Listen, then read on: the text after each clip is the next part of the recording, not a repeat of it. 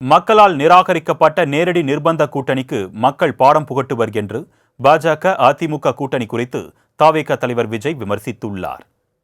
இதுகுறித்து அவர் வெளியிட்டுள்ள அறிக்கையில், குறைந்தபட்ச அரசியல் அறத்தை கூட தொலைத்த ஆளும் பிளவுவாத பாஜகவும், மாநிலத்தை ஆளும் ஊழல் மலிந்த அரசியல் கலாச்சாரத்தின் ஊற்றுக்கண் திமுகவும் வெளியில்தான் கொள்கை பகையாளிகள், உள்ளுக்குள் மறைமுக உறவுக்காரர்கள் என்று சாடியுள்ளார். திமுகவை மறைமுக கூட்டாளியாக ஏற்கனவே தயார் செய்துவிட்ட நிலையில் தன்னுடைய பழைய பங்காளியான அதிமுகவை பகிரங்க கூட்டாளியாக பாஜக மீண்டும் தேர்வு செய்தது ஆச்சரியமில்லை என்றும் விஜய் விமர்சித்துள்ளார். 2026 தேர்தல் களமானது தமிழக மக்களின் ஏகோபித்த ஆதரவு பெற்ற, ஒவ்வொரு வீட்டிலும் மக்களின் பிள்ளையாக கருதக்கூடிய தமிழக வெற்றி கழகத்திற்கும் வெற்றி விளம்பரம் செய்து மக்கள் விரோத ஆட்சி நடத்தும் திமுகவிற்கும் இடையேதான் போட்டி என்றும் விஜய் தெரிவித்துள்ளார்.